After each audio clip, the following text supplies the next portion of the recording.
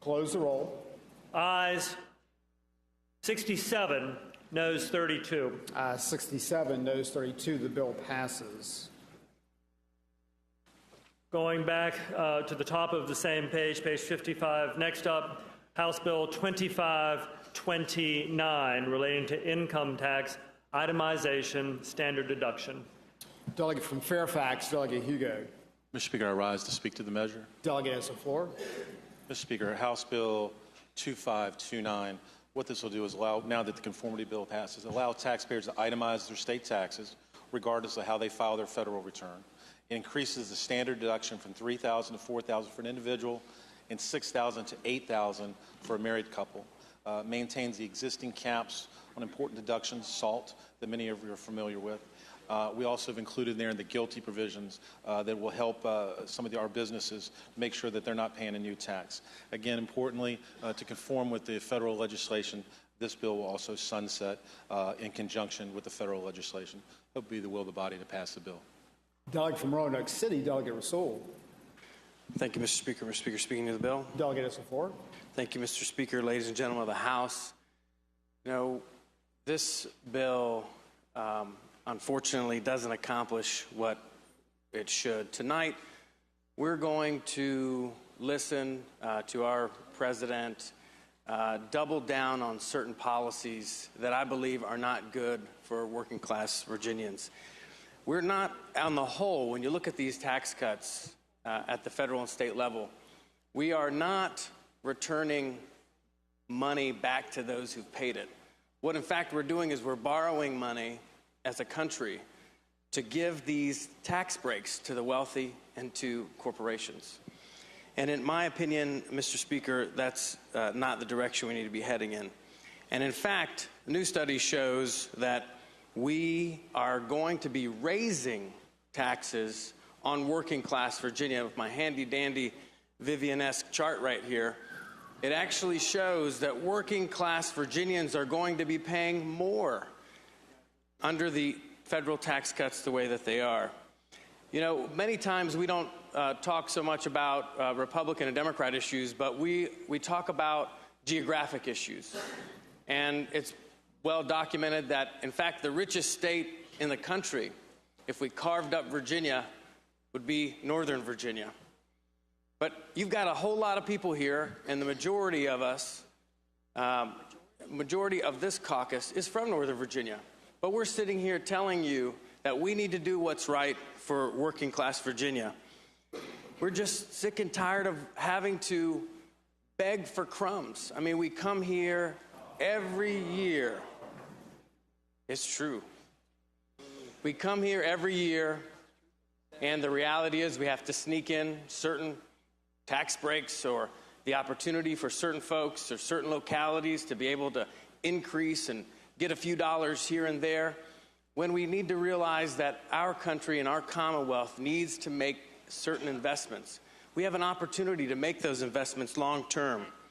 And so for me, Mr. Speaker, as a country, for us to be endorsing these Trump tax cuts, these tax cuts that are leading to $1 trillion+ deficit at the federal level on the backs of working class America and on the backs of future generations, Mr. Speaker, I just think it's unacceptable. I hope that we will vote against the bill. Delegate from Richmond City, Delegate Adams. Thank you, Mr. Speaker. Speaking to the bill. Delegate has the floor. And I apologize for reading, but I wanted to be clear. Though I've spent more than 20 hours on this bill alone, I'll try to be brief. I've gone back and forth on how to vote to ensure best policy. There are parts of the bill I like, parts that are okay, and parts that I dislike. While no bill is perfect, it concerns me that this bill is skewed in one direction. My parents were working class, middle Americans. I'm sorry, you all know my father died recently. They were, and my mom still is, a proud Republican. My dad was an officer who retired from the Coast Guard after more than 30 years, and my mom was a part-time registered nurse and a full-time mom. We didn't grow up being given anything we didn't need. We worked for the things that we wanted, things that were extra.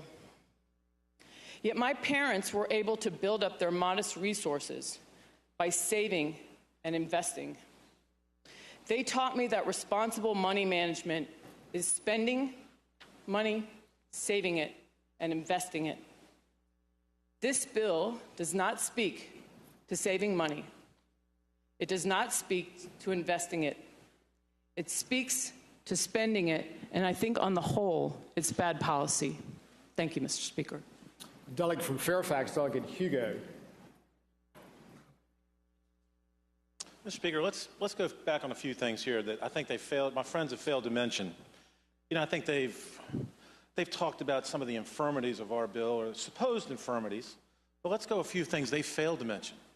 What they failed to mention is we want to give $1 billion back to the people. They mention investment. But let me tell you something. When you have an investment, when they send the investment counselor to your house, understand you're going to have shattered dreams and a bank account of paucity because it's going to money out. Because what we're talking about, we're going to about 600,000 people, the firefighter and the policeman going to get over $800 back. 2.7 million people will be able to take advantage of the standard deduction. 89,000, almost 90,000 homes can take advantage of SALT. And this will benefit over 1 million people who are making under $50,000 a year. Is that something we've heard them mention? Not a once. Not a once. What have we heard them mention? We've talked about, we come here and we talked about, we've been working all day, all weeks, to help our firefighters who save us from peril. We try to talk about our police who protect us night and day. We're working to get money for our teachers who are changing and educating the next generation. But I think on Friday, my friend Fairfax talked about one of the things we need more, you can't make this up, we need more tax collectors. Tax collectors.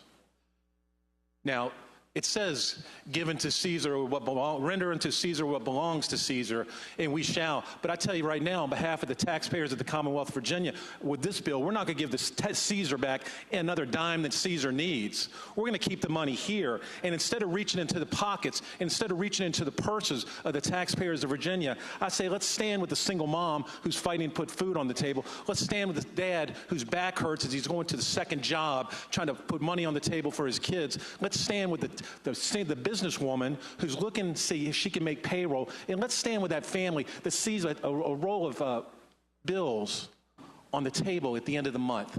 I say, ladies and gentlemen, let's stand for them. Let's get on our feet. Let's stand. Let's pass this bill. And then let's get on with giving the people their money back. And then let's get on with the business of the Commonwealth of Virginia. Thank you very much.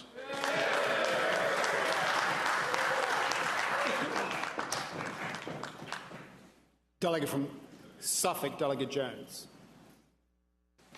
Speaker, speaking to the bill. Delegate has the floor. I appreciate each and every one who has gone the path that I have to run for office and get elected and come to Richmond to do the job that they have been tasked to doing. There's a couple of things I'd like to point out so we understand the difference between the approach that was taken by the administration they've mentioned in Washington, but how we have done it as long as I have been here, especially as chairman. When the bill was introduced back in December with my name on it, it was very apparent to me that it was a document that did not fully contemplate and consider the impact of the tax cut and the Jobs Act. It, in fact, gave 17% of the money back to those who were paying, back to the people, and spent the other 83%. The bill that is before us gives 100% of those dollars back to Virginians. I think the mistake that we tend to make in this body, no one sneaks anything in. We actually vote on things, and we have, good conversations from my perspective. We are actually doing what is prudent fiscally by not accounting for those limited time revenues in the growth of our budget. When I first came here in 1998 and in 1999 and 2000, we had growths of 9-10% each and every year. we were taken away with the fact we had all this revenue coming in, which didn't always require us to maybe put the keen eye that we should have on those items before us. And we made some decisions that weren't probably the best that we should have at that point in time. But what we have before us is we're taking the money. We've already voted on that bill to put those dollars aside. This is tax policy that would allow Virginians who will no longer be able to itemize their taxes to save them more money. And by increasing the standard deduction, everyone wins in that scenario. By allowing the itemization, many, many more people who could not itemize will be able to itemize and then take advantage of the fact that they were somehow injured inadvertently by the passage of the Federal Tax Cut and Jobs Act. So I'd ask that we would pass this bill, and I thank you, Mr. Speaker, for the opportunity to speak. Delegate from Loudoun, Delegate Bell. Speaking to bill. Delegate has the floor. Thank you, Mr. Speaker. Just a couple of things I want to say about this bill. While I appreciate some of the merits of it, I think there's a better solution out there, and I hope that we will go forward and continue to work for that better solution. Here's some of the things that I think we need to talk about right now. Teachers, right now across Virginia, we're hurting for teachers. We're hurting to attract teachers. We're hurting to retain teachers. Yes, our budget does give teachers a pay raise. But you know what? That pay raise was delayed from July 1st, 2019 to January 1st, 2020. We had the chance to do that now. I also think firefighters. The delegate from Fairfax has worked with many of us for years, and I was proud to be a co-patron on his bill for the cancer presumption for firefighters. This is a great bill. We also have our correctional officers, which is something I've worked for many years, to get them a presumption of disability. So if they get hurt in the line of duty, they're taken care of. I know LaRock's going to study that, and we're going to look at it again next year. We've been pushing that back for years. Right now, there are people who serve in harm's way that protect all of us every single day. We could do something about this right now. These are things that are pressing. Frankly, I've been blessed in life in many ways. Financially, I'll benefit from this bill if it passes, and I know many other people will. But I believe we have to do the right thing for some of these folks.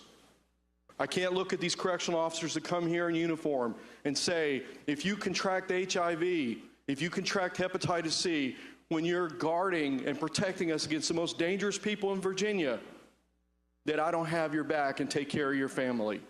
I can't look at them and say that. Because you know what? There are some things that cost money that are worth paying for. People who are at the very highest part of our income, they buy what they want. They don't restrict purchases because they don't have the money. It's about desire. And I'm telling you right now, I believe the right thing to do is to take care of these things and not give a greater tax break to Virginians. Not jump on the Trump tax breaks that have disenfranchised so many, but do the right thing. Thank you very much, Mr. Speaker. Delegate from Fairfax, Delegate Sickles. Thank you, Mr. Speaker. Speaking to the bill. Delegate has the floor. Thank you, Mr. Speaker. I just want to make about 3 points about this bill.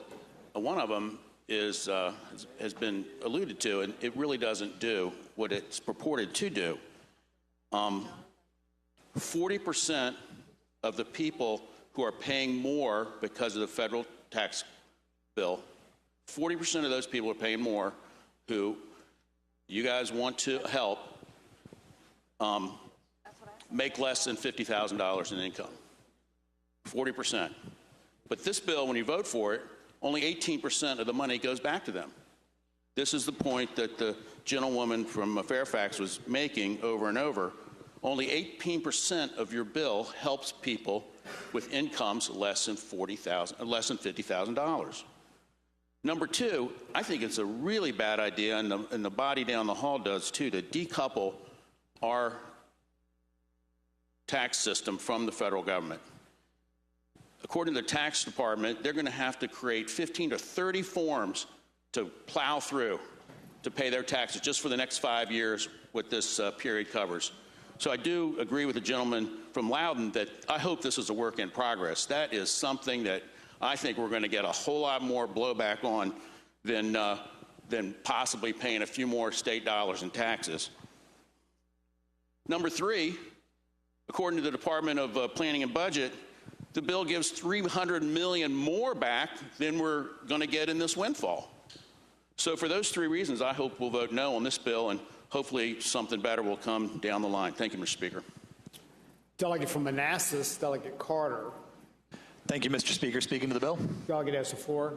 Mr. Speaker, we've heard a lot from our friends on the other side of the aisle about how this bill is going to return money to the taxpayers. But, Mr. Speaker, it does not return that money evenly.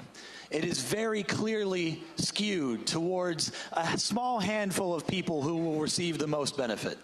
Mr. Speaker, the overwhelming majority of working people in this Commonwealth make less than $30,000 a year. And for those people who are struggling to make ends meet, those people who are working 2 and 3 jobs just to get by, what they will receive from this bill is $9 a month. Mr. Speaker, that's 2 cups of coffee, $9 a month. But what else is in this bill is a tax break for large corporations that hide their profits overseas. It's known as the GILTI tax. Our friends in Congress named it aptly. We are giving an exemption for taxes paid under GILTI. There are large corporations that will receive tens to hundreds of thousands of dollars in tax breaks from this bill, specifically because they hide their profits overseas. Now, Mr. Speaker, we have hard-working Virginians here that need the help way more than Nestle, way more than Amazon, way more than any of these other corporations that will get this tax exemption. For that reason, Mr. Speaker, for fairness, I hope that we will reject this bill. Thank you. Delegate from Fairfax, Delegate Watts. Thank you, Mr. Speaker. I'm speaking to the bill. Delegate has the floor. Thank you, Mr. Speaker. Let me start by disassociating myself. I've never paid that much. I mean, I get my coffee at 7-Eleven or at home, but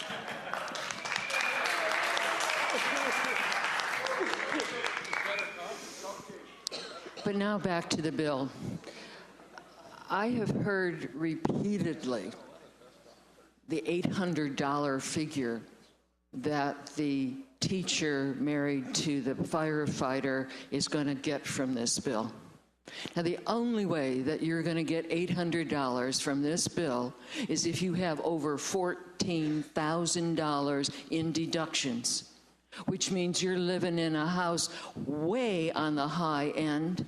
Because don't forget, the Trump tax cuts took away any of the deductions that you had been taking if you had a summer job trying to make ends meet. And now you had some employee business expenses. Those are gone. When I first started down this path decades ago as a citizen, I ran into a phrase that talked about taxes and the convenience of hiding behind the skirts of selected widows and orphans as you try to move your advantage around. Don't look behind the curtain. This bill has been addressed that we're going to give help through the standard deduction all the way down the income levels, but it didn't say how much help. It didn't address the fact that these are the people that are paying the most in the increase, and yet we're giving them the crumbs that trickle down after we concentrate the money that goes out in this bill at the high end. In fact, at people who aren't even experiencing an increase will get the frosting from the cake.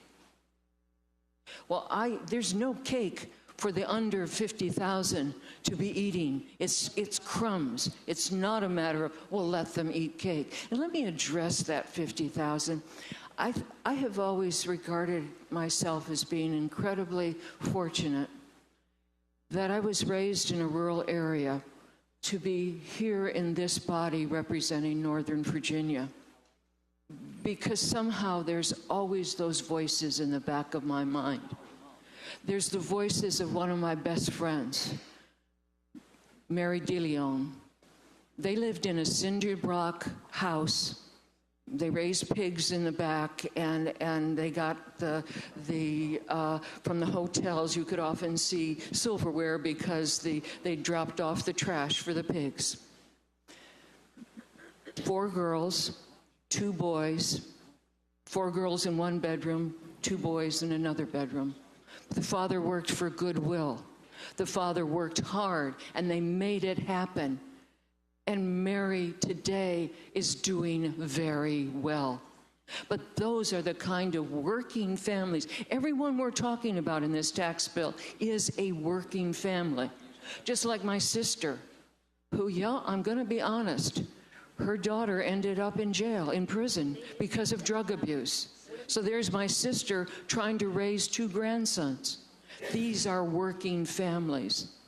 And I'm going to talk about my niece who drives all throughout Pennsylvania from one place to another as a home health care worker. And the tax Trump bill has stripped away those expenses that she has to do out of pocket to get from one place to the other, because the agency that she works for doesn't cover employee business expenses. And under the Trump plan, they are no longer deductible. It is a curtain that we're not supposed to look behind when you say that somehow that teacher and a firefighter are going to benefit, going to get $800 from this. No way that these working people are going to get the kind of money that is being represented. It's a switch, it's a bait and switch, and it is not addressing the actual places where the priorities of this bill are directing the funds to the upper income, and just the crumbs are trickling down to those at the lower levels who are, in fact, under the Trump changes, paying the highest increase in their taxes. I sincerely hope that we will vote against this bill before us. Delegate from Alexandria, Douglas Levine. Mr. Speaker, speaking to the bill. Delegate has the floor. Mr. Speaker, this bill gives millions of dollars to those that have tax shelters. Global, intangible, low-taxed income. Now, I don't know too many teachers that have foreign source intangible income of controlled foreign corporations. I don't know too many police officers who have their money in tax shelters. I don't know too many firefighters who have global, intangible, low-taxed income. This is the kind of thing that may help our president.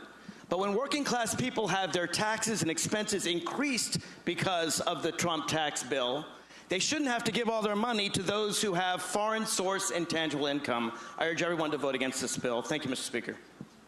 Delegate from Suffolk, Delegate Jones. Mr. Speaker, speaking to the bill. Delegate has the floor. I'm getting up to make a couple comments to make sure the record is clear about a couple things that have just been said since I spoke. And I mean this with no disrespect to anyone in this chamber.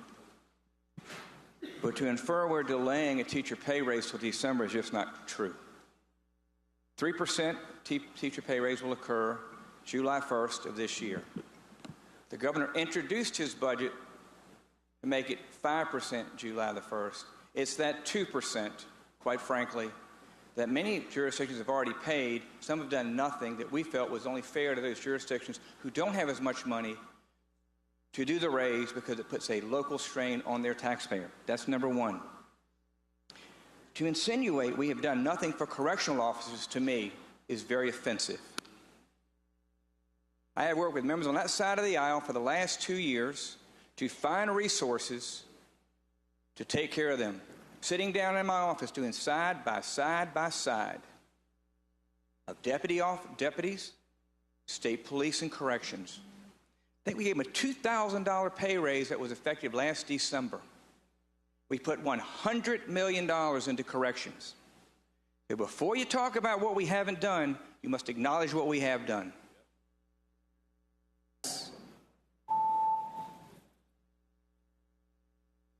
Clerk will close the roll.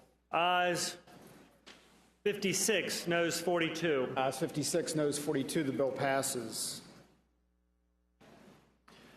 House Bill 2416 relating to public charter schools services approval. Delegate from Virginia Beach, Delegate Davis. Thank you, Mr. Speaker. Speaking to the bill. Delegate has the floor. Thank you, Mr. Speaker. I just wanted to take a second and respond to some of the comments from the delegate from Fairfax yesterday. Like he mentioned, I too enjoy serving with him on educational issues. And I did want to say that he's right about one thing. This bill is not about whether you're pro-charter schools or against charter schools. It's about whether you think today's most at-risk and underserved students deserve an equal opportunity to reach their full potential or not. You see, the delegate from Fairfax spoke about the Board of Education is talking and has been talking about this for years, and they have been. And the hope is, he said, that they will be provided over the next couple of years. Well, Mr. Speaker, the talk and the hoping for a solution over the next few years doesn't help the fourth graders I sat with over the last couple of years. When I walked into a classroom and sat at a table of 10 fourth graders, and they loved being there. You could tell they loved education. They smiled at me, and they were missing a whole bunch of teeth. You see, Mr. Speaker, just like I said yesterday, not all students have the same needs, and not all of them have the same services at the home. And, Mr. Speaker, when I got it from that table, a number of them gave up after me sitting there for 10 minutes to come give me a hug. And I didn't want to leave that classroom, Mr. Speaker, because I knew the potential of those students was amazing. But we all knew the statistics as well. And I knew what they could be if they only had the fairness, the foundation, and the equality that so many of us enjoy. You know, Mr. Speaker, we can sit there and look at the financial consequences, but the delegate talks about who pays for this. Well, when the Board of Education, if the Board of Education should ever have an answer, the taxpayers are going to pay for it. But what's happened in other states like New York with the Harlem Children's Zone and South Carolina, and what we're talking about today is a private entity coming in with tens of millions of dollars to provide that infrastructure. And that's what we need. You know, he talks about we needed to look at these negotiations and that there'll be 10-year contracts that the school boards can't get out of. But, Mr. Speaker, I sat on a charter school board negotiating with school boards, and I can assure you that if things don't go well, like the delegate said, that those charters can be pulled and would be pulled. Mr. Speaker, it really is as simple as this. We're sitting at a time where we can look at what we can do to help these children or why we shouldn't. And I would say that if people looked at why they do something, why they shouldn't do something, many of you wouldn't be using those iPads you're staring at today. The rest of you wouldn't be using those Microsoft computers you're staring at today. None of us would be buying stuff on the internet from Amazon. And Mr. Jeffrey Canada would not have founded the Harlem Children's Zone, which has supplied hundreds of leaders in industry, community, and business. And lastly, Mr. Chairman, if we only focus on why we shouldn't do something now, and we don't create an environment to attract tens of millions of dollars of educational investments from Pharrell Williams and others that are passionate about creating educational equality, there will be a future potential of Lamont Bagby's, Luke Torian's, and Dolores McQuinn's that may never reach that full potential. Thank you, Mr. Speaker. Delegate from Fairfax, Delegate Bulova. Thank you, Mr. Speaker. Speaking briefly to the bill. Delegate has the floor. Thank you, Mr. Speakers. And ladies and gentlemen of the House, I would like to remind the body that while we might not have a large number of charter schools in Virginia as defined in the Code of Virginia, we do have 19 academic governors schools, 23 governors STEM academies, and a number of local magnet and specialty schools. And so our school systems have already risen to the challenge, even if we don't call them charter schools. But at its very core, what this comes down to, again, is who decides and who do we trust to make these choices, and who do we elect to make these choices. And so, again, what this bill does is allow an unelected board sitting here in Richmond to overturn a decision of a duly elected body at the local school board level. And I just think when it comes to issues such as whether to establish a charter school, whether to enter into a contract, who's left with the fiduciary responsibility of picking up the pieces, that's something that we ought to leave to our local school boards, and I hope we wouldn't pass this bill. Delegate from Richmond City, Delegate Bourne. Thank you, Mr. Speaker. Mr. Speaker, would the patron of the bill rise for a question? Will the delegate yield for a question? Sorry. Oh, I'm sorry, we're on third reading. Speaking to the bill, Mr. Speaker. Delegate has the floor. Mr. Speaker, ladies and gentlemen, I don't think it's any secret that I am a big proponent of our public education system here in Virginia. And I don't want to ascribe motive to some of the comments that the delegate made, but I'll simply say we have plenty of opportunities each year, each day in the Education Committee and here on the floor to support and better our public education system. And Mr. Speaker, ladies and gentlemen of the House, if we want to do that, we will vote no today on this bill. Delegate from Virginia Beach, Delegate Davis. Thank you, Mr. Speaker. Speaking to the bill briefly. Delegate has the floor. Mr. Speaker, I wanted to make just clarify two things. One, my last comments about the gentle ladies and gentlemen on the other side were meant as complete compliments. They're amazing people that so many others want to emulate, and we need to give them that potential. And the delegate just stated about we have great public schools, and I agree 100%. We have wonderful public schools, like I stated today. This isn't the failure of our principals, our superintendents, or our teachers, not at all. We put them in a square box.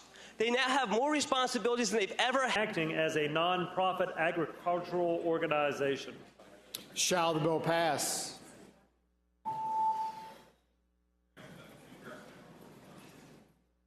Clerk will close the roll. Ayes 57, noes 41, abstentions 1. Ayes 57, noes 41, abstentions 1. The bill passes. Continuing with House Bill's third reading regular calendar, page 68 of today's printed calendar, House Bill 1780, relating to electric utility regulations, fuel factor. Delegate from Powhatan, Delegate Ware. Thank you, Mr. Speaker. Speaking to the bill. Delegate has the floor. House Bill 1718, as you know, is a bill that is intended to ensure that Virginians who are captive ratepayers of our major utilities will not be obliged to pay for natural gas and those contracts for which they don't get a benefit. They will pay for those for which they get a benefit. My bill doesn't change that. It is set forward for that purpose and that purpose only, and the consumer protection element of the Attorney General's office, as I've mentioned several times before in different circumstances, both the current and the most recent Attorney General support this, sort of an odd couple politically. But they both believe that this is a good bill because it will protect ratepayers, which I think we all ought to be about. I support natural gas and the construction of pipelines to transport the fuel. This infrastructure enables Virginia consumers to benefit from these new technologies and the abundant resources that come from that. And that's no part of this bill. This bill is simply putting in place provisions as to how these contracts will be reviewed and making sure that your neighbors are not paying for gas that they're not benefiting from. Let me mention one other thing. There have been some conversations recently about natural gas, particularly in the Tidewater area and related to the naval station down there. And let me quote this from a Dominion statement recently. Virginia Natural Gas, which serves 300,000 homes and businesses, reported service interruptions, some lasting for as long as 4 days to certain major industrial companies. Again, the reason is simple. There isn't enough capacity in the region's pipelines to keep homes warm and serve manufacturers on the coldest days, and so forth. Now, here's the thing. That's untouched by my bill. Gas utilities are not touched by this bill. This is strictly electric utilities. So the objection that somehow this will diminish the gas to places of that type is off point. So if you hear that, there's the response to that question. So I hope that you will join me and many others in supporting this bill and protecting Virginia's ratepayers. Thank you, Mr. Speaker. Delegate from Suffolk, Delegate Jones. Speaking to the bill. Delegate has the floor. Mr. Speaker, I can honestly say in our 22 years together, I don't recall of a time that my dear friend, Chairman of Finance, who I've worked closely with the last 6 years in our capacity, that I've been on the floor speaking in opposition to a position that he has. I think that's correct. I stand to be corrected, but I don't think so. I think that he has described accurately from his perspective and from those who are concerned about what's going on, what his bill would do. My concern is that this would not allow fuel supply diversity and reliability to be considered and contemplated is what I've been told. Now, I do not serve on Commerce and Labor. I'm not trying to pretend that I ever have. I'm just responding to concerns that have been brought to me by those that I represent back home. The last 2 winters, we have had blackouts, if you want to call it that. We've had to reduce capacity for the Navy and other major industrial concerns. The issue today is Virginia Natural Gas and Dominion buy from the same pipeline, the Transco.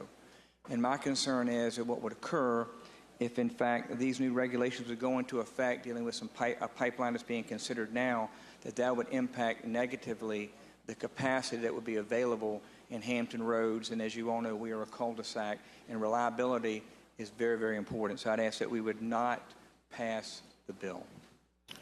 Delegate from Scott, Delegate Kilgore. Mr. Speaker, speak to the bill. Delegate has the floor. Mr. Speaker, ladies and gentlemen of the House, I ask you to vote against this bill. This bill would require the State Corporation Commission to look at 2015 before a pipeline was built in order to determine whether or not this pipeline needed to be built. So I ask you, would the fuel be the same? Would the fuel need be the same as it was 4 years ago? Would the resource options today be the same? Because gas goes up and down. Some of the other fuels go up and down. So we have to ask, would it be the same?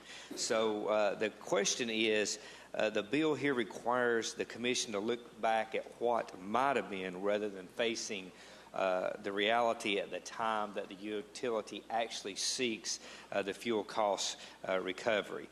And finally, ladies and gentlemen, this bill restricts to only 3 items what the State Corporation Commission can look at. Right now, they can look at a gambit of items, and this bill restricts those things which the State Corporation can look at. There's no rush to pass this bill. I think that if it doesn't apply to the Atlantic Coast Pipeline, there's no rush to pass this bill. It's something that we can come back together as a body and look at it again, and hopefully look at it over the summer. Hopefully, the pleasure of the House to vote no on the bill. Doug from Powhatan, Delegate Ware. Mr. Speaker, speak to the bill. Delegate has the floor. Let me note simply, as you heard from my good friend from Suffolk, but let me reiterate the point. I'm not sure, I think he may have been conversing with someone else when I mentioned it. This does not affect Virginia Natural Gas. They are not covered in this, even though the gas comes through the same pipeline and they have a share in it because they have a contract for a portion of it, as does Dominion. So this will not affect them. Let me note that the reason we haven't, to my good friend, the gentleman from Scott County, there have not been SCC proceedings on natural gas because it hasn't been brought by the utilities. They will be looking back whether or not this bill passes. They will be looking back. We're simply giving more definition to what they'll be looking at and making sure that the ratepayers are not paying for something that they don't get the benefit from.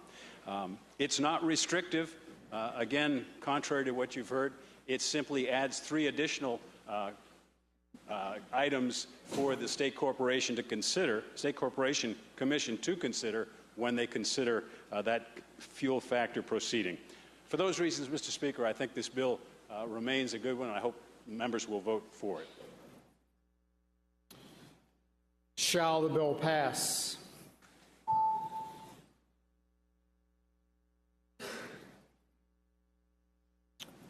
Clerk will close the roll.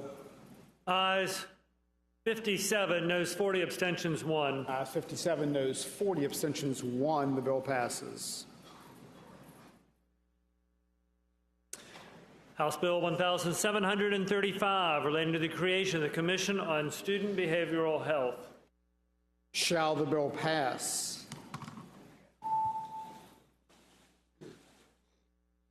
Clerk will close the roll. Ayes 99, no 0. Ayes 99, no 0. The bill passes. House Bill 1770, relating to alcoholic beverage control, Sunday store hours, Distiller Commission. Shall the bill pass?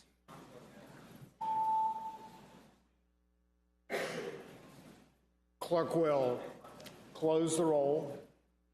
Ayes 83, noes 13. Ayes 83, noes 13. The bill passes.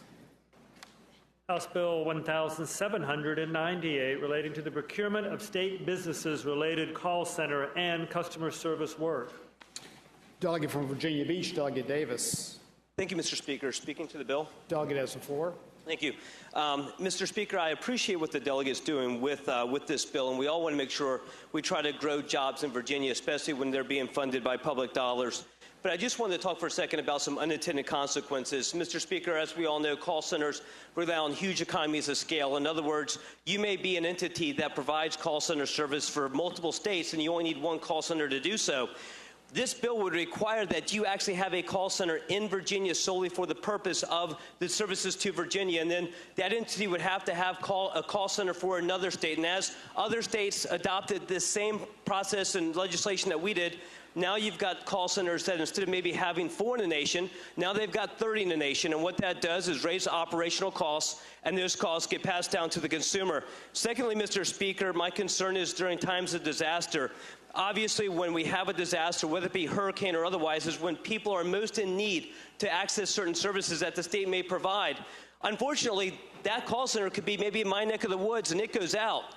Now, the bill does allow for a secondary call center, but the problem is that secondary call center that they may use for other states' phone calls never is allowed to take a Virginia call, so they're not going to have excess staff just sitting there. So now, all of a sudden, these calls will come from Virginians, and they'll be stuck in a really long queue during the time that they need that customer service the most.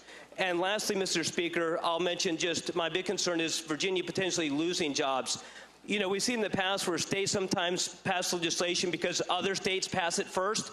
We have some good call centers in Virginia, Mr. Speaker. My concern would be if we do this and require employees to come from other states and be relocated to Virginia because of this legislation, what other states do that? And at that point, what Virginians who have jobs today may potentially be out of that job? So, Mr. Speaker, I would ask consideration of those points when we look at this bill today. Delegate from Portsmouth, Delegate Heretick. Thank you, Mr. Speaker. Speaking to the bill. Delegate has the floor. Mr. Speaker, when I offered this bill, I was very, very mindful that in the past several years, Virginia has lost a significant number of call center jobs. Now, these are solid jobs for our citizens. They average over $40,000 a year. Mr. Speaker, members of the House, in the past several years, we've lost over 300 jobs in call centers in Danville. We have lost over 100 jobs in Emporia. We've lost over 500 jobs in Tyson's Corner. We've lost almost 400 jobs in Hampton. We have lost almost 150 jobs in Bristol. We have lost over 100 jobs in Roanoke. Mr. Speaker, there is no part of the Commonwealth that has not experienced job losses because we have sent our call centers to other states.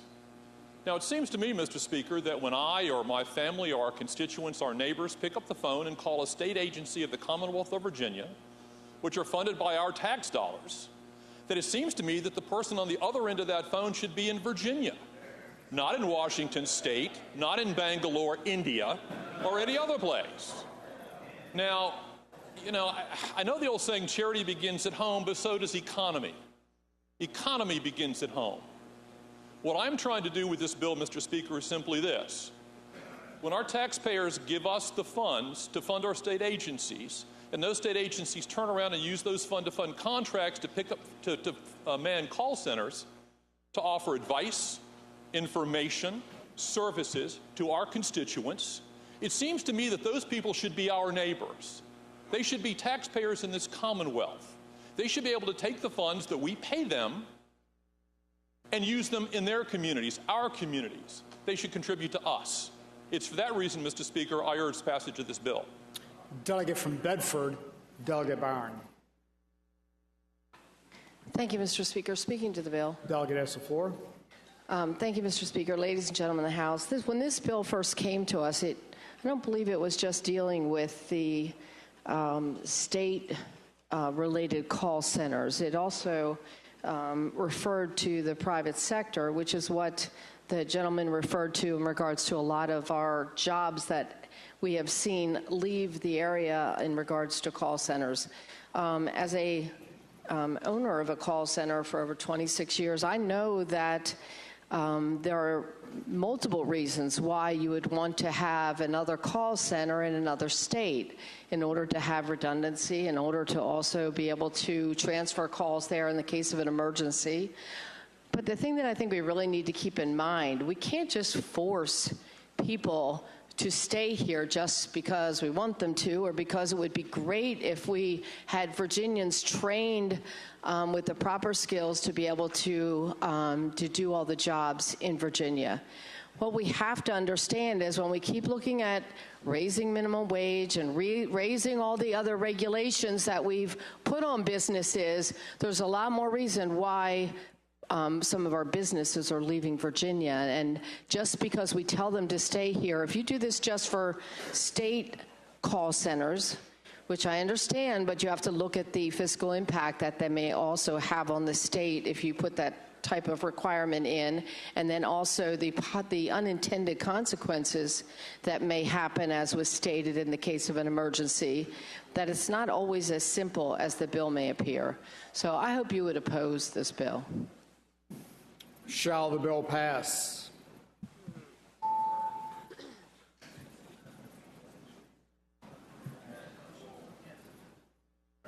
Clerk will close the roll. Ayes 61, noes 36. 61, noes 36. The bill passes.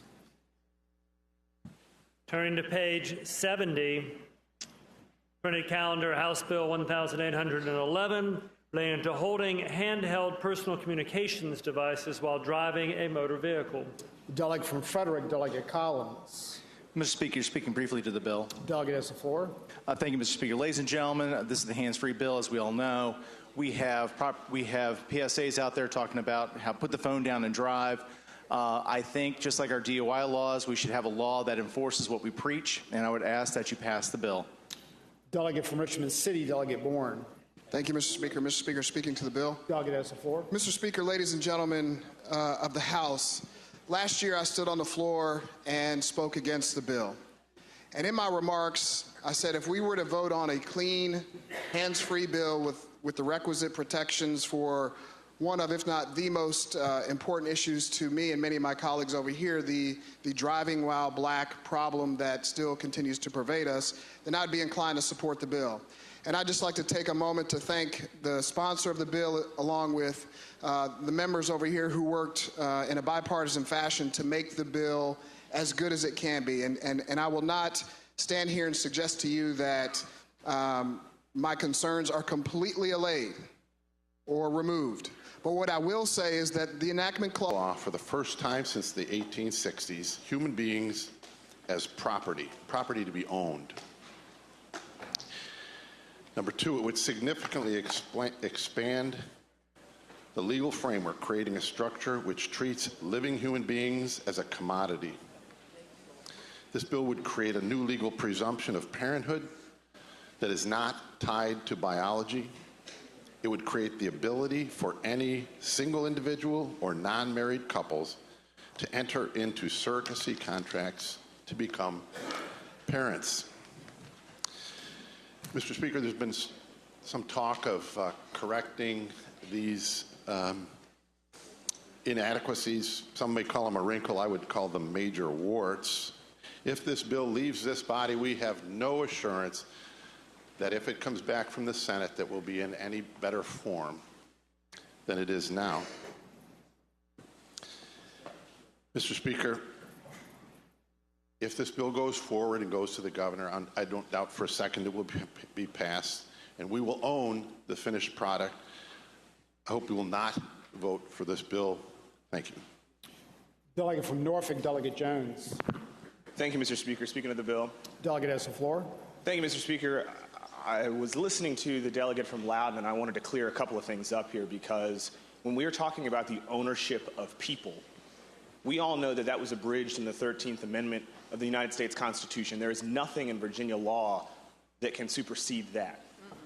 This bill is about families. This bill is about life. This bill is about giving people an opportunity to create a family. If you have a problem with non-traditional families, then vote no. But that is not the society that we live in today. That is not the Virginia that we live in today. This bill has nothing to do with the ownership of people, and I take offense to any connotation that would suggest as much. Thank you, Mr. Speaker. Delegate from Culpeper, Delegate Freitas. Thank you, Mr. Speaker. Speaking of the bill. Delegate has the floor. I can appreciate why the gentleman would take offense to anybody suggesting that We should be able to own other people. The problem is that I look at the language of the bill, and that's what it seems to suggest. And when Delegate Sullivan gave his very passionate argument for this bill, it was briefed as a pro-life bill. The issue that I have with this is that, yes, when I see an embryo, when I see a fetus, I see human life. But I know a lot of my colleagues on the other side of the aisle don't see human life. So I'm not exactly sure what sort of ownership that we're talking about here, because I think these terms mean two different things to different people. And if we do come down to looking at these embryos as property, which is what the language in the bill suggests, well, then we're creating an environment where you can discharge with your property however you so choose, which means if we take that pregnancy to term and becomes a baby outside the womb, that's one potential method. The other potential method is to just discard it. And it's not that I don't respect or understand the nature of what's trying to be achieved through this bill. I'm actually sympathetic to various things that are trying to be achieved with this bill, but I have serious considerations or serious concerns with respect to the language that is being used. And so if the goal is to get to something where it makes it easier to adopt, where it makes it easier for someone to have a child that can't currently have one, I think that's something that you would find a lot of support on both sides of the aisle for. But I am very, very concerned with respect to the language. And I don't like the idea that our concerns are just going to be disregarded because you don't agree. Thank you, Mr. Speaker. Delegate from James City, Delegate Pogge. Thank you, Mr. Speaker. And again, I have to associate my thoughts with the... Speaking to the bill. Yes, speaking to the bill. Delegate is for. Words mean things. We are legislators. We are the ones that put the language into the code. And we have to make certain that it says what we mean, or else it is up to judicial interpretation. And so this bill is flawed with a lot of language that could be interpreted not in the way it's meant to. And so then it becomes up to the courts. And so I really think that this bill needs more work, that it needs to be much more clear so that many more of us will be able to vote for it in a good conscience. I urge you to vote against the bill and get better language for next year. Thank you, Mr. Speaker. Shall the bill pass?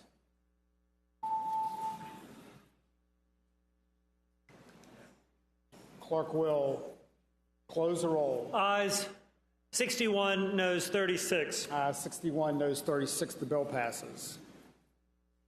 House Bill 2002, providing a charter for the city of Hopewell relating to appointment of president of city council.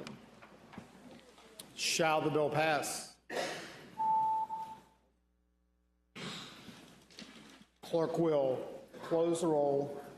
Ayes 98, noes 1. Ayes 98, noes 1. The bill passes. Turning to page 74, House Bill 2014, relating to statutory alignment with Federal Family First Preventive Services Act. Statutory alignment, the bill has an emergency clause on it. Shall the bill pass? Clerk will close the roll.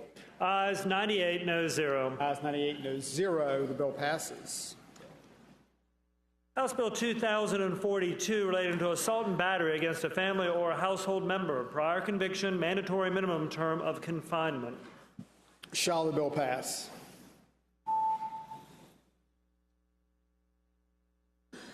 Clerk will close the roll. Ayes 85, noes 12. Ayes 85, noes 12. The bill passes.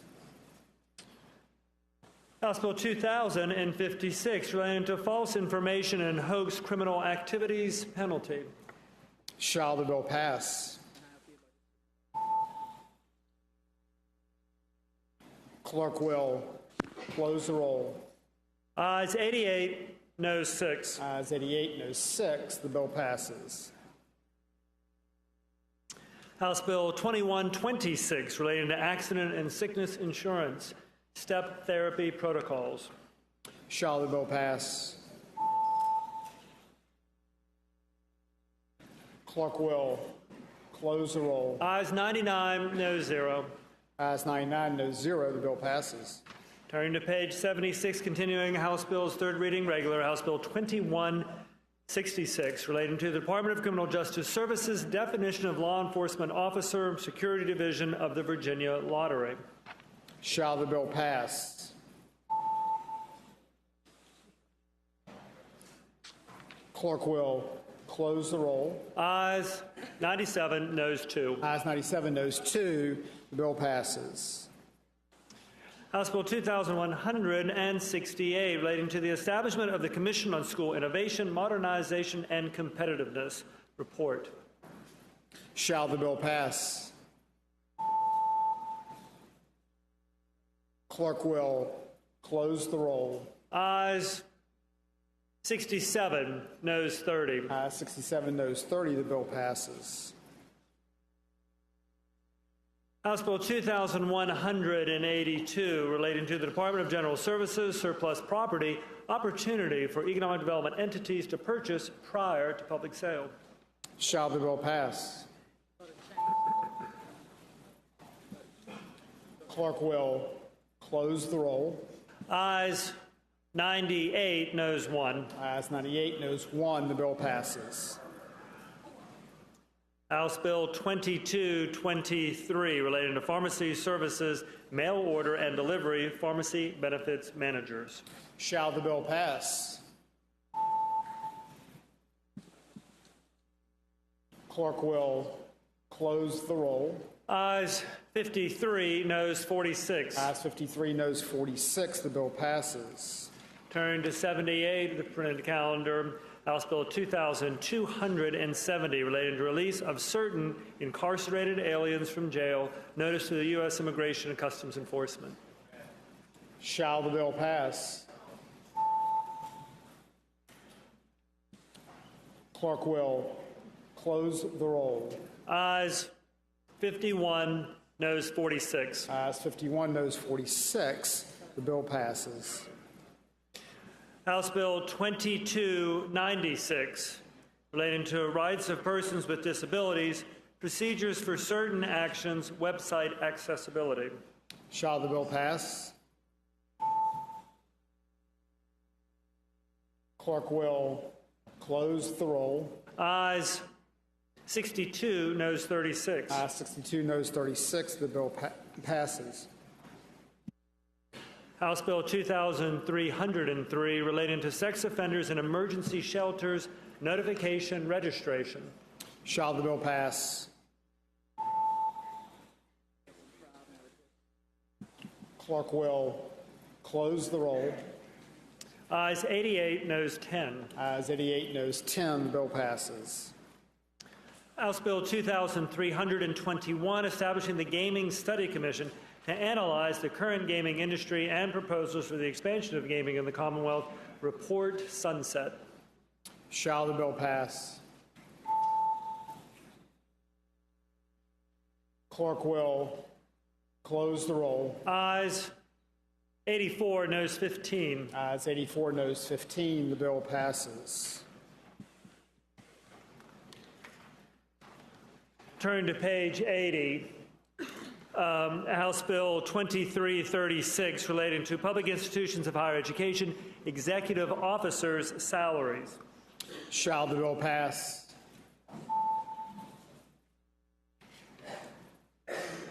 Clerk will close the roll. Ayes 94, noes 5. Ayes 94, noes 5. The bill passes. House Bill 2443, relating to the formation of a benefits consortium by a sponsoring association. Shall the bill pass? Clerk will close the roll. Ayes 67, noes 31. Ayes 67, noes 31. The bill passes. House Bill 2470, relating to prostitution and human trafficking-related crimes, minors' penalty. Shall the bill pass? Clerk will close the roll. Ayes 92, noes 4. Ayes 92, noes 4. The bill passes. House Bill 2473 relating to exemptions to the minimum wage. Shall the bill pass? Clerk will close the roll. Ayes 83, noes 16. Ayes 83, noes 16. The bill passes. House Bill 2477 relating to electric utility regulation, competitive suppliers. Shall the bill pass? Clerk will close the roll. Ayes 58, noes 38. Ayes 58, noes 38. The bill passes. Turn to page 82, continuing House Bills, third reading regular, House Bill 2515 relating to health plans, calculation of enrollees' contribution to out-of-pocket maximum or cost-sharing requirement.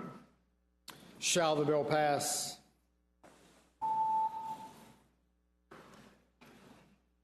Clerk will close the roll. Ayes 83, noes 14, abstentions 1. Ayes 83, noes 14, abstentions 1. The bill passes. House Bill 2528 relating to felony homicide, certain drug offenses, penalty. Shall the bill pass? Clerk will close the roll. Ayes 75, noes 24. Ayes 75, noes 24. The bill passes. House Bill 2546 relating to the maternal mortality review team, penalty. Shall the bill pass? Clerk will close the roll. Ayes 99, noes 0. Ayes 99, noes 0. The bill passes. House Bill 2552 relating to search warrants, unmanned aircraft systems, service. Shall college savings plan, prepaid tuition contracts, pricing reserves. Delegate from Alexandria, Delegate Loudoun. Mr. Speaker, speaking to the bill. Delegate has the floor. Thank you, Mr. Speaker. In the course of looking at hundreds of bills that we have fly before us, particularly the ones that don't go to our own committee, sometimes it takes me some time to look at some of these bills, particularly the complex ones. So I apologize for not getting to 1611 until yesterday when I called the Virginia College Savings Plan and asked them what they thought of this bill, which changes what they do dramatically.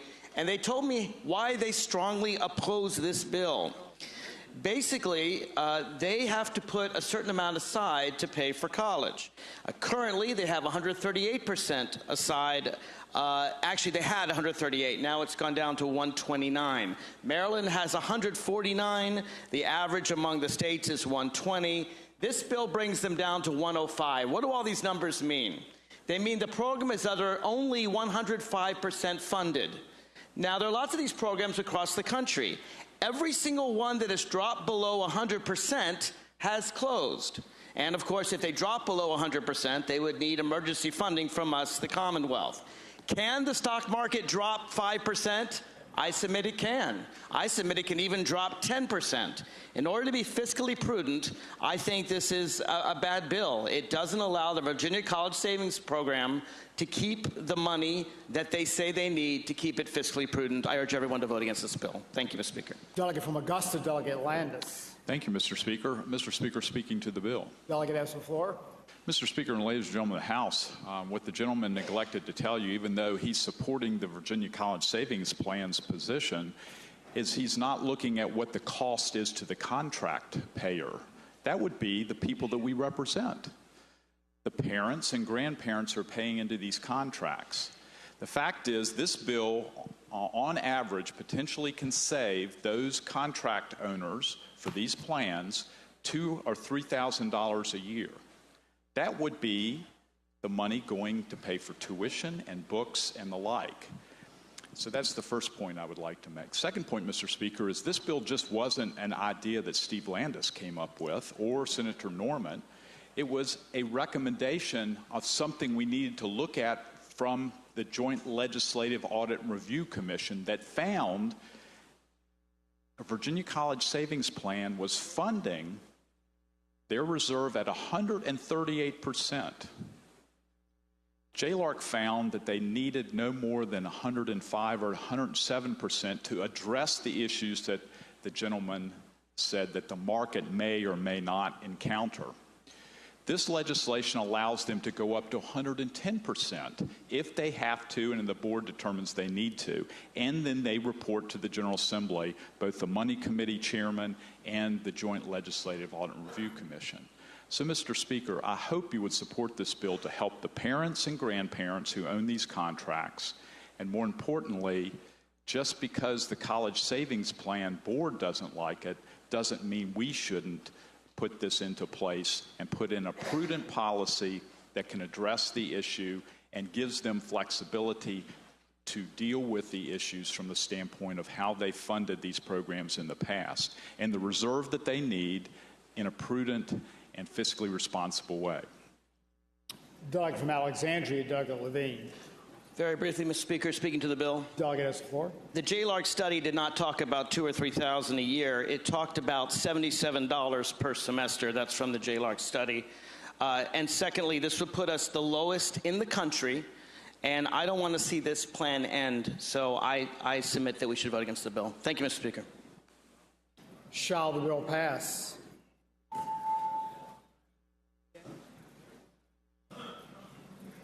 Clerk will close the roll.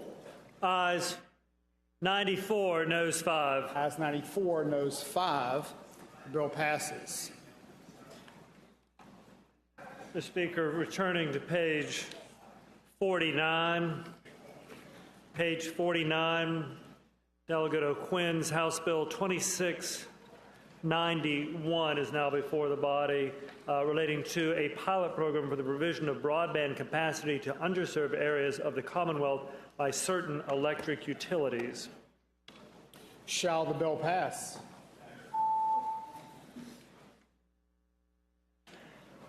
Clerk will close the roll. Ayes 96, noes 2, abstentions 1. Ayes 96, noes 2, abstentions 1. Bill passes.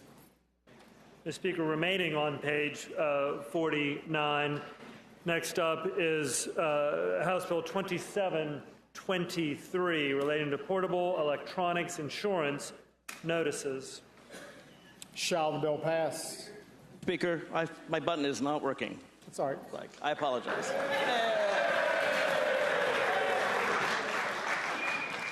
The delegate from Alexandria, Delegate Levine. Thank you, Mr. Speaker. This bill I pulled from the calendar for the fact that I like paper records. So when I pay my credit card bills, I put them in a stack, and then when I pay them, they go in another stack. And the couple times I've done electronic notices, they've ended up in my spam folder, and I've got late fees. Now, I'm not saying everyone has to like paper records. Some of you may prefer electronic records. It seems to me, though, the consumer should have a choice. This bill says that if you give your email address to these folks, they don't even have to tell you that you are no longer going to get paper records. And if they give you an important insurance notice, you can miss it. And so I say, let people have paper if they want, let them have electronic if they want. Don't force them to have the electronic records when they don't know about it against their will. I urge everyone to vote against this bill. Thank you, Mr. Speaker. Delegate from Smith, Delegate Campbell. Mr. Speaker, I wondered if the gentleman from Arlington would rise for a question. Third reading. Third bill. Mr. Speaker, speaking of the bill? Bill, yes. Delegate has the floor. Obviously, Mr. Speaker, I think in modern times, most every person in here, most every person I know owns a printer at home. I'd urge the body to vote for the bill. Delegate from Rockingham, Delegate Wilt. Thank you, Mr. Speaker. Speaking to the bill. Delegate has the floor. Yeah, I appreciate the gentleman's comments. And that's exactly right. And if you look in the language, it is permissive by the seller and by the purchaser. And there's nothing that compels the purchaser from having to do it electronically. It's a consensual agreement. So I urge that we pass the bill. Shall the bill pass?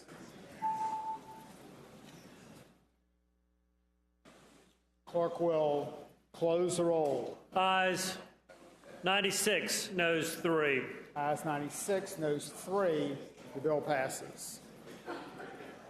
Mr. Speaker, going to page 63.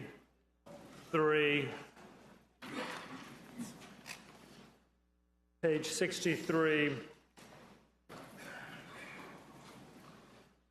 Delegate Rome's House Bill 2339 is now before the body, relating to the Department of Taxation, sharing information with the Department of Social Services.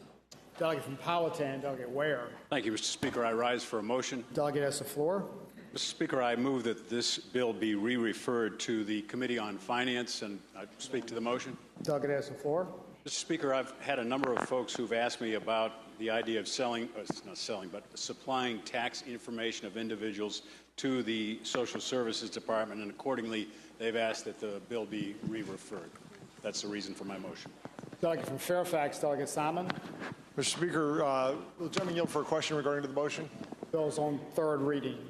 This is regarding the motion to re-refer? Oh, motion to refer. My mistake. With the delegate, yield for a question. I yield. Delegate yields. Mr. Speaker, I would ask the gentleman, is it true that this bill reported from the Finance Committee 19-3 earlier in this session? That's what it says in my calendar, so I have to assume that's correct. And Mr. Speaker, would the gentleman agree that that was actually then re-referred to the delegate would like to ask another question? Gentleman yield for another question. Delegate yield for another question. I yield. Delegate yields. And Mr. Chairman, I would ask the gentleman that after reported out of Finance 19-3, was it not reported to the Committee on Courts of Justice, where, I guess with the idea that the very keen eyes of those members who are very concerned about the words and how much the words matter would have an opportunity to review the bill, and did it not pass out of that committee unanimously? The answer is yes. Mr. Speaker, speaking to the motion. Delegate has the floor. Mr. Speaker, this bill has been vetted thoroughly by the subject matter committee. Any concerns about the legal implications have been thoroughly vetted by the courts committee. We've had 41 different members of this body have an opportunity to take a look at what's going on here.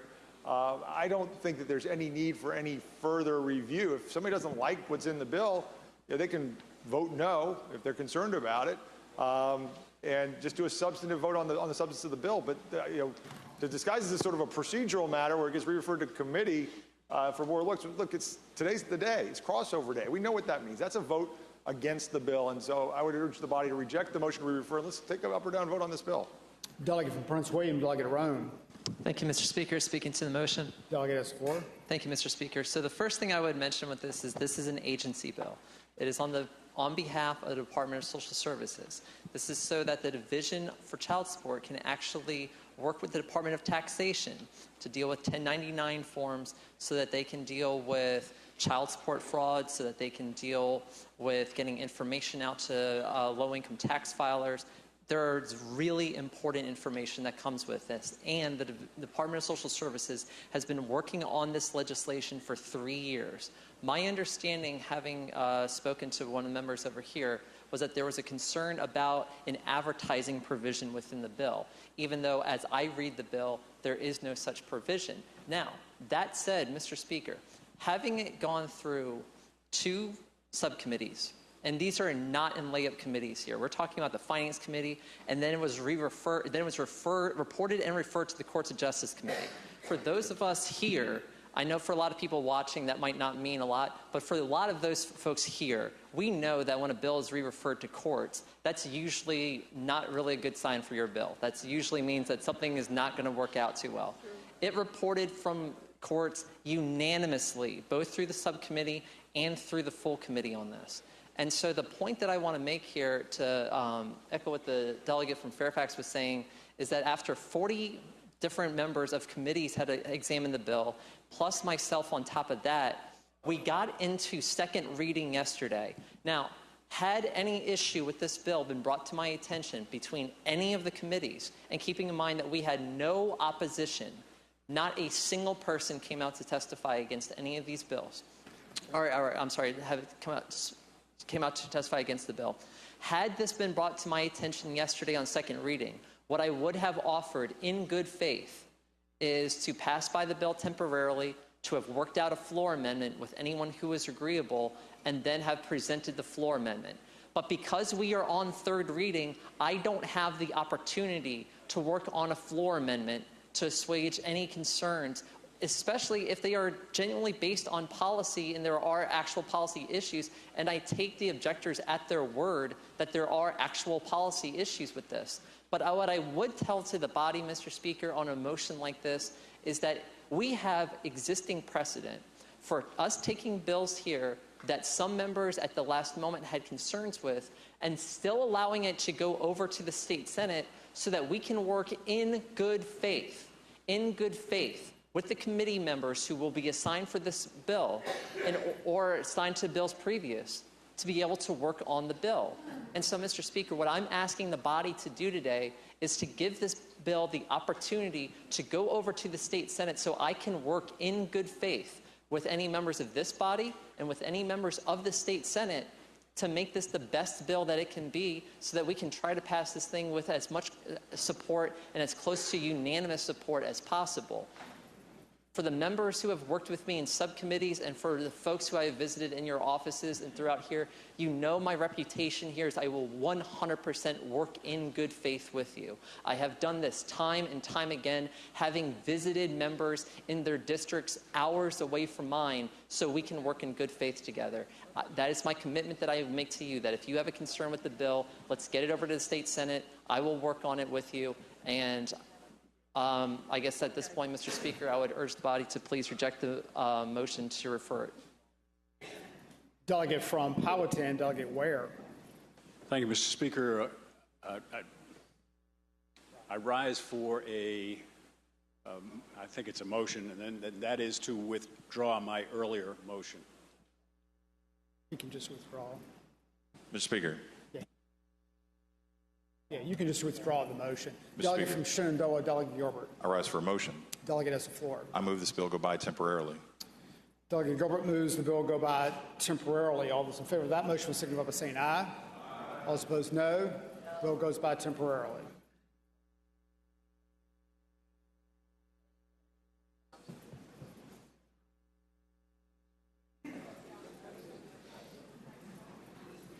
Mr. Speaker, I'm going to page 64 of the calendar. Delegate Hugo's House Bill 2514 is before the body. It's relating to motor vehicle safety inspection charges. Delegate from Accomack, Delegate Bloxham. Thank you, Mr. Speaker. Speaking to the bill. Delegate has the floor. Raising the fee from $16 to $20, I know it's an election year, so everyone's scared to death of fees. I get that. But let's understand what this program is. I'm not speaking on the values of the program. I'm speaking of the requirements of an inspector to do the program. We have to spend a half an hour inspecting your car. We are required to pull a front wheel and a back wheel. If we do your car inspection in less than a half an hour, we will be questioned by the state police, who routinely visit our shops and ask how we could do an inspection that fast. So this price has not been raised in 13 years. The shops on the Eastern Shore are dropping out of the program. The shops that are left have long lines and they can't get their regular work done. This is a losing proposition. Even at $20, we're going to be doing it at less than half price. If you figure a half an hour's worth of work, I think most shops in your area probably charge over $100 an hour. You all do the math, and you can figure out that right now, even at this low rate of $20, we're at less than half price. I ask you to support the bill. Shall the bill pass?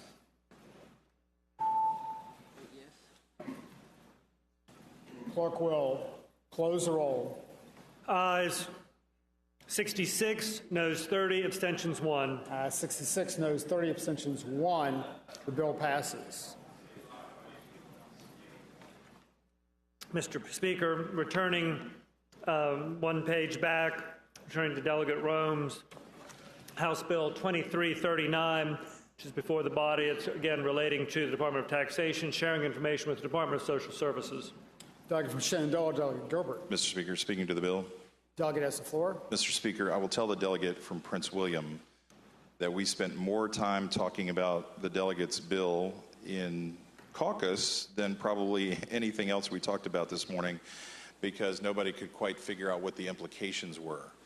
And so the motion to refer back to committee, and look, let's be honest. I mean, you can name off all the number of people who are on the committee, this committee and that committee. That does not mean that at 7 o'clock at night or whenever something was heard, that everybody was paying attention and everybody thought of every question and everybody was fresh enough to think about those things. And so in caucus, when we had everybody sitting around scrutinizing these matters the last couple of days, a lot of questions came up about the delegate's bill and what it did and what the real implications were and what the true intention was. And so the original plan was that it needed more scrutiny, and I'm sorry that we're here on the last day.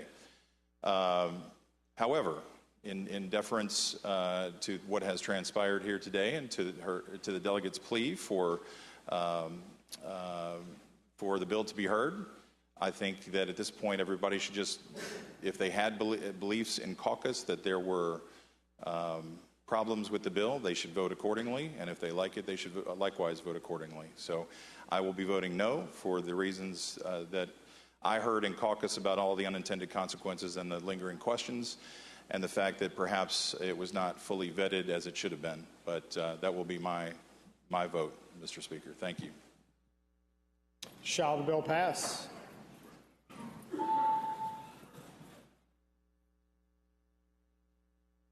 Clerk will close the roll. Ayes 58, noes 40. Ayes 58, noes 40. The bill passes. Mr. Speaker, that completes today's calendar crossover.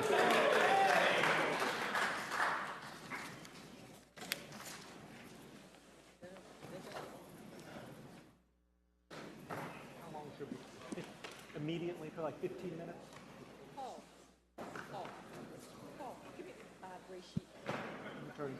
House will be at ease. I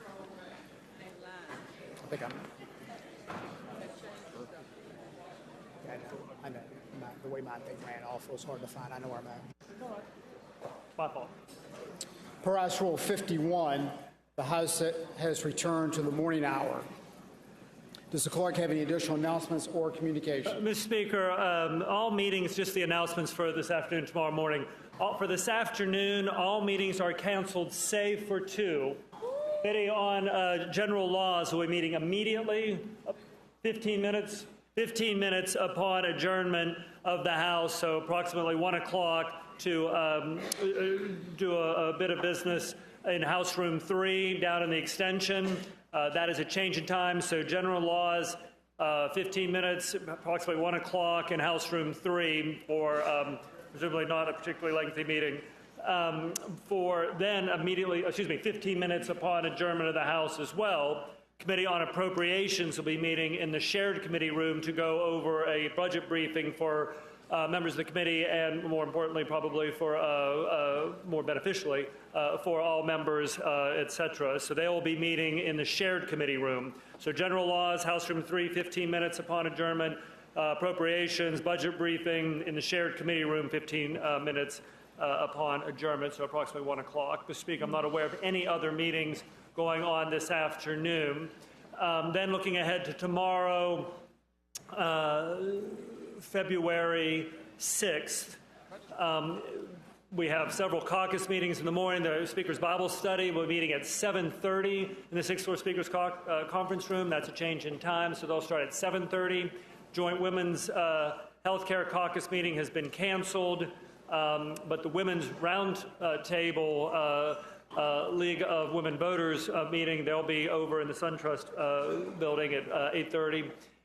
The Foster Care Caucus will be meeting at 9 o'clock in the second floor, on the second floor in the 200B subcommittee room. So those are the various caucus meetings. Going back to in time, but looking at legislative meetings. First one looks to be 7:30, Agriculture, Chesapeake, and Natural Resources Subcommittee number 3. They'll be meeting in House Room 3 tomorrow morning. ACNR Sub 3, Chairman Wilt, House Room 3.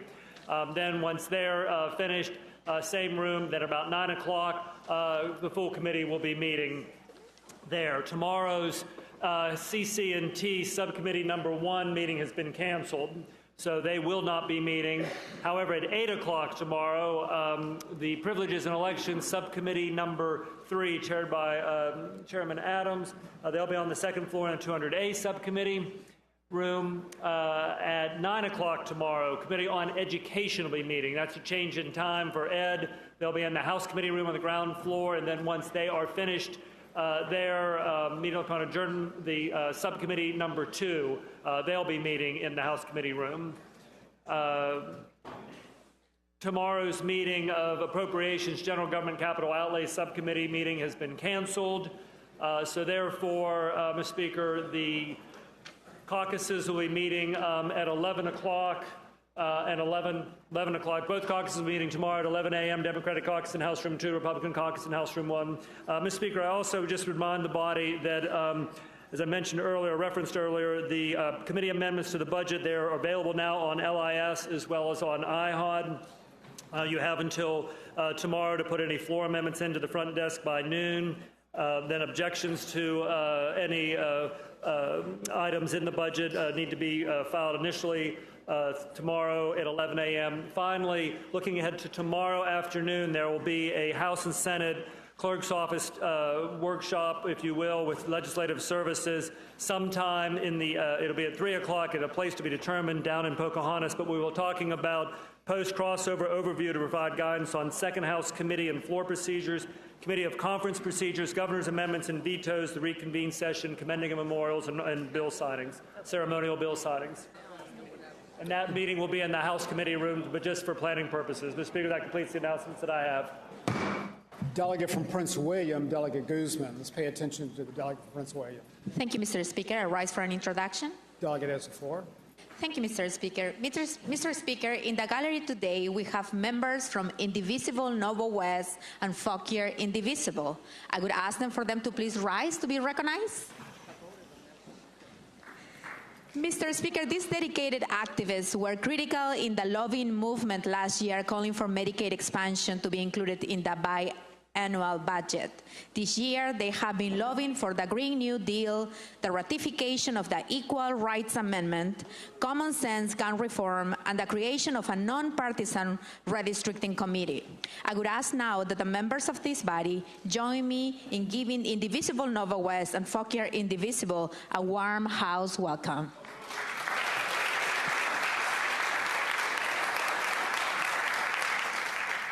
The House would like to welcome the members of Indivisible to the Capitol today. The delegate from Rockingham, Delegate Wilt. Mr. Speaker, rise for an announcement. Delegate has the floor. Mr. Speaker, I'd like to alert the body that tomorrow morning's ACNR Subcommittee number 3 is canceled. Delegate from Shenandoah, Delegate Gilbert. Mr. Speaker, I move that when the House adjourns today, it adjourn to reconvene tomorrow at 12 noon. The delegate from Shenandoah, Delegate Gilbert, moves that when the House adjourn today, adjourn to reconvene tomorrow at 12 noon.